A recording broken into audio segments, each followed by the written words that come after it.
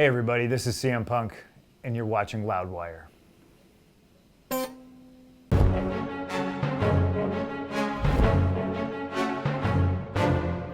Hey everyone, Graham from Loudwire here, and it's Wikipedia Fact or Fiction time with CM Punk. Thank you so much for being here. I'm scared. You're scared? Yeah, You told me that Wikipedia. Wikipedia has been a kind of a black hole for you in the I past. mean, I don't read my own Wikipedia, but Excellent. I can only imagine what's on there. I'm going to find some bullshit for you, I promise. Great. And they'll fix it. Okay, so went on there today, picked out some stuff that is suspect. You can prove and disprove. Okay. All right. So first, because we check with everybody, Philip Jack Brooks, born in Chicago, Illinois.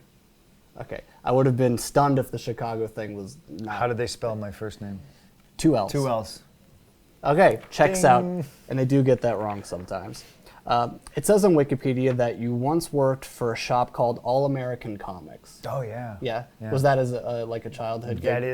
That is accurate. Yeah, and I still have the urge when a phone rings to pick up the phone and say All American Comics.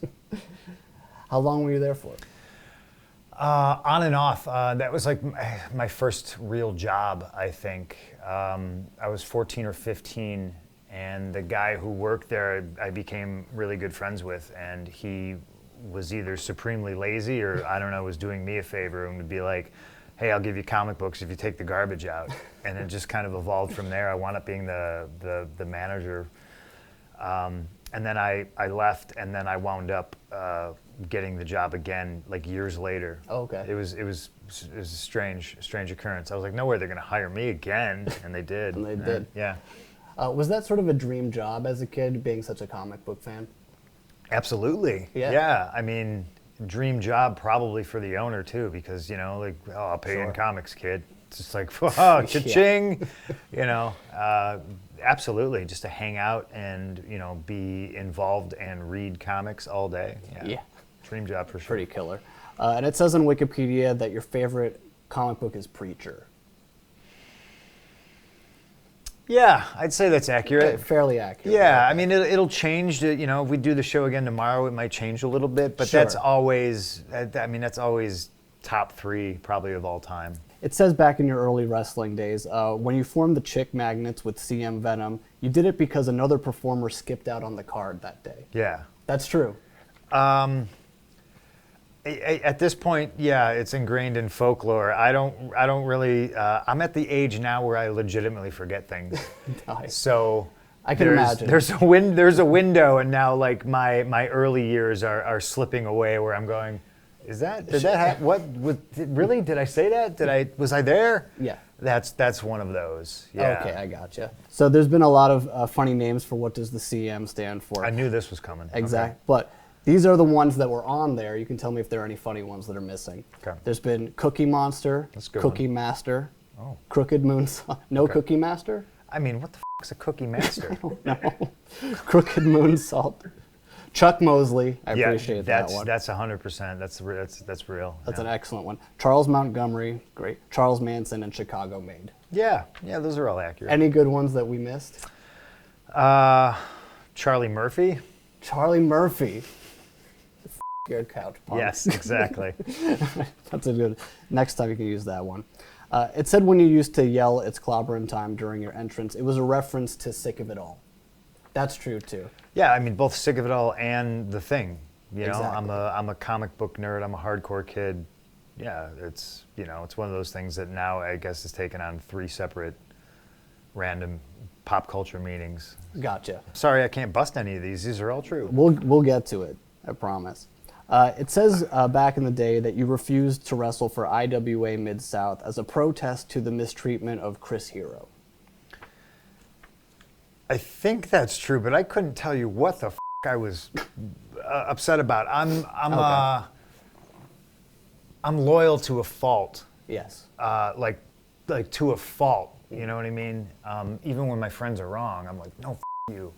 I thought Hero should have stuck up for himself for something. And I think it was like working other places, like maybe him working for CZW or something like that. And and then I of course he lets it go, and then I'm still holding on to it like an idiot. Yeah. when he already let it go, and I should have been like, oh, okay, fine, that's your business. But I was like, eh. We've always been a guy who's like, I feel like encouraging other people to stand up for themselves and to not take any shit. Yeah, it gets me in trouble. It said that you at one point ruptured your eardrum and broke your nose during a match because of an overly stiff right hand. Yes. That's true, too. That was my first match in Ohio Valley Wrestling. Oh, wow. Yeah. Okay. Yeah. So that was, so... Welcome to developmental, kid. That's what that was. Oh, so they were trying to like big league you a little bit? Yeah. Oh, okay. But then he had to drive me to the hospital. Ah, so joke's on him. And we had a conversation in the car where I was like, hey, if we got a problem, we can pull over right now. Gotcha. No problem, brother. No problem, brother. It was an accident. I'm like, yeah, okay. And then, this is a great story. I'm in the room getting checked out by the doctor, and the doctor tells me that, it's broken and I'm going to have to come back. They have to wait for it to heal, and then I have to come back. They re-break it, and then they set it, which to me, I was like, what? I was like, I've had my nose broken already. Like, just set it. Yeah. He's like, oh, we don't do that. Okay, I'll be right back. And he left the room, and I went into the bathroom, and I set my nose myself. That's why you can see my nose. It's ugly. When I came back in the room, dude was sitting on a table, dude who punched me. And I was like, what's wrong with you? He's like, oh, I was sitting in the waiting room and my leg started to really hurt. They MRI'd him. Dude tore his quad punching me in the face. Karma. Very nice. I mean, this is pretty instant karma. Yeah, it's exactly instant karma. It's the most expensive punch thrown in Ohio Valley Wrestling history. Nice. All right. So, but true. Another truth. That's true, yeah. It said you were the first ever trainer of the Ring of Honor Wrestling School. Yeah, that's true. That's true, too. Yeah.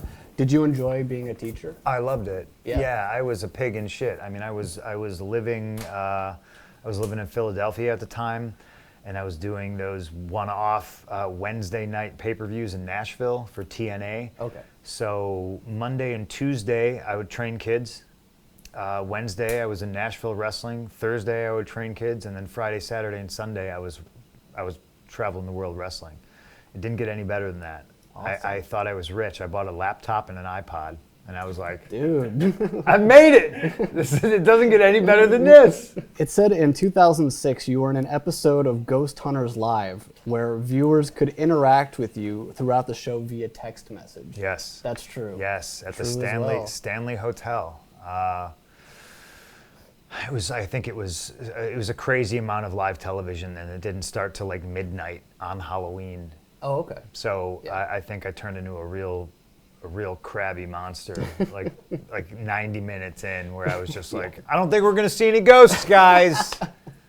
I need to watch that shit then. So I guess you didn't really see anything. I didn't see anything. No. No. Did anyone else claim to see anything? See, I feel bad, like, because those guys are really, really awesome, and Oh, yeah. they would be like, oh, there's a cold spot, and the camera would cut to me, and I'd be like, the window's open, like. So the whole time you were... I felt like I was a real big buzzkill, yeah. But I was tired. It was a long travel. Was this like a sci-fi obligation or something? Or? Yeah, because Sci-Fi ECW, the show Right. that I was on at the time, was on Sci-Fi. Gotcha. So it was like a crossover. Gotcha, right. Yeah. So you were just like the constant wet blanket on their Yeah. ghost finding. Were they pissed? Sorry. or- I'm sorry, guys. I've apologized. Every time I run into them somewhere, I apologize.